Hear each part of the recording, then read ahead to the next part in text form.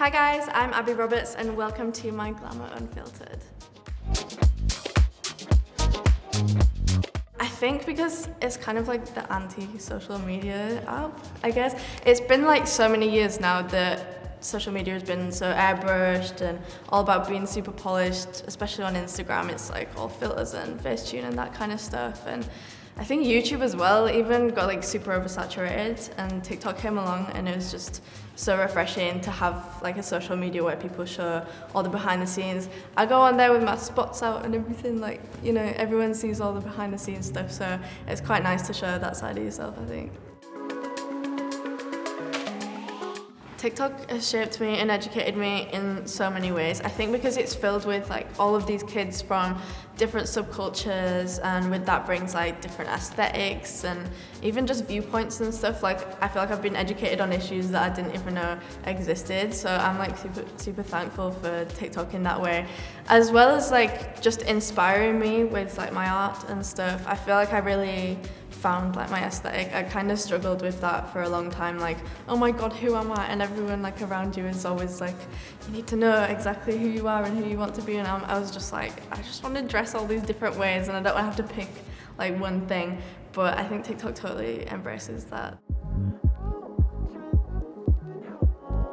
I was lucky enough to like surround myself with some really amazing people in the beauty industry, especially. Patrick Starr was one of them. I think Patrick told me to like get a good team around me, because back then I didn't really like have a manager or anything. I was kind of doing it on my own. I'm really lucky that I found a good management.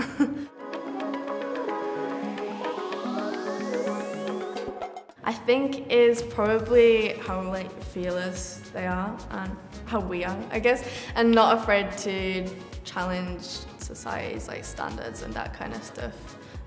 Expressing yourself in the way you dress, in the way you do makeup, that's something that I'm like super passionate about, and I've always just like done whatever makeup I want to put on my face, and I'll go out in it and don't really care if I like get stares or anything.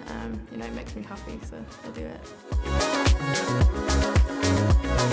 How I manage my mental health, I'm not gonna lie, like I don't. It's an ongoing struggle. I'm not gonna like the comments and stuff that you get being an influencer can be pretty brutal sometimes. I think especially on like social media platforms where you can be so anonymous, people will just speak their mind, and it's something you really have to be careful about. My message to people who told me not to post videos online, I give them a big you. I think it's staying inspired. It's something I struggle with quite a bit, because there's such an expectation for you to be like posting every day and always like topping your previous video. And something that I learned is to like work smarter, not harder. So now I kind of do a bit of lifestyle, a bit of music, a bit of everything that I love.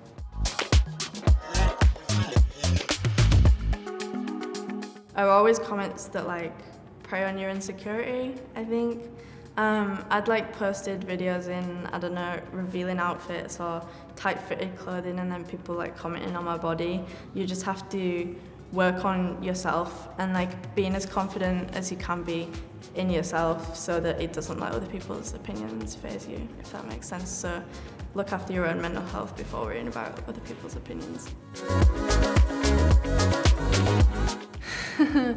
I started going to a therapist, but that kind of really bothered me, because the therapist was like telling me how to live my life, and I got so frustrated at that, and I was like, you don't know me or my situations. So I kind of ghosted my therapist, I'm not gonna lie. And then I haven't seen her in months, but I started going to a new one, and he's much cooler.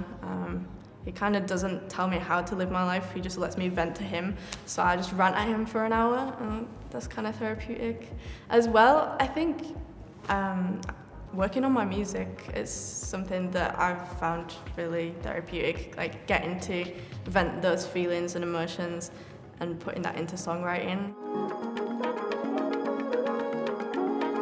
I never really wanted to be like a beauty guru. It's kind of just me expressing my creativity. Because of that, people think that I don't do anything else in my spare time, I guess. But I've actually been working on music I'm so glad to be talking about this because it's been on the low for a while now, but I've been working on it for like the past year.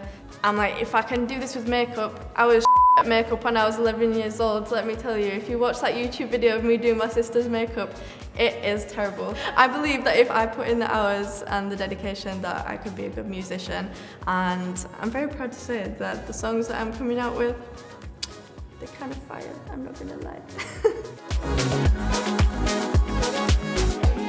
I definitely feel pressure to speak up on certain issues, and it's not something that like I shy away from because there's absolutely a bunch of things that I'm super passionate about. One of those is like standing up for LGBTQ people.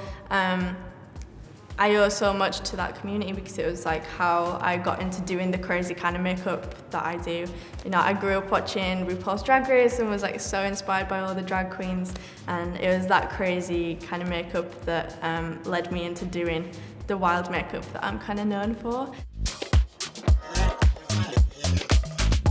I think the message that I really want to put across with my platform is just encouraging self-expression and boldness, and I think everything that I do, like content-wise, hopefully does that. I know that so many people have told me that, you know, me showing my makeup stuff online encouraged them to like start their own makeup page, and it like melts my heart that people, that is how they feel after just watching my videos. I think sometimes I get so sucked into just being in my little bubble and doing my makeup and not thinking that it really does anything, but when people have stories like that, it really like makes me so happy. The ability to communicate. I think that social media like TikTok has brought so many people together that like would never have interacted before. You know, you might meet someone, you're from the UK and you're meeting someone from America, and even me personally, like a lot of my best friends from social media are from like the US and all over the world, and allowing like people from different communities to have those kind of discussions, I think really brings like unique opinions and makes people want to stand up for what they believe in. I would probably say in like a business sense, I'm very set on like what I want to do and who I will and won't work with. Everything has to feel like super genuine to me, especially when it comes to like brand deals and that kind of stuff. As an influencer, you get roped into doing that kind of stuff a lot, and I'm really cautious about who I do and don't work with. I only work with like brands who I really genuinely love their products and that kind of stuff. Setbacks, I think for me, is usually burning out. I'm really bad at like overworking and I don't really know when to stop. And that actually happened the other month. I ended up in hospital because I was working and working and working in my mind. I'm like, I can work through this, and my body is like, no you can't. So I ended up in hospital. They said it was like stress or whatever, causing my heart to do all sorts of funky things. But I think that was a real realization moment for me that I need to take time to myself. So I've been making that kind of a mission lately, is just to set aside and actually like schedule time for me and to do things that I like.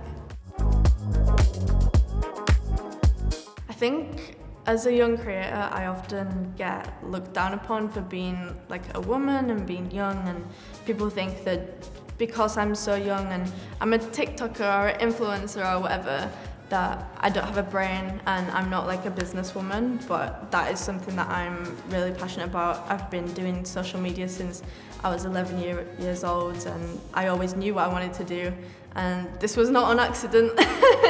Like, I've been working at this for a lot of years. I do know what I'm doing. I have a vision of myself, where I want to be, my goals for the future, and I'm going to make it happen, and you can too.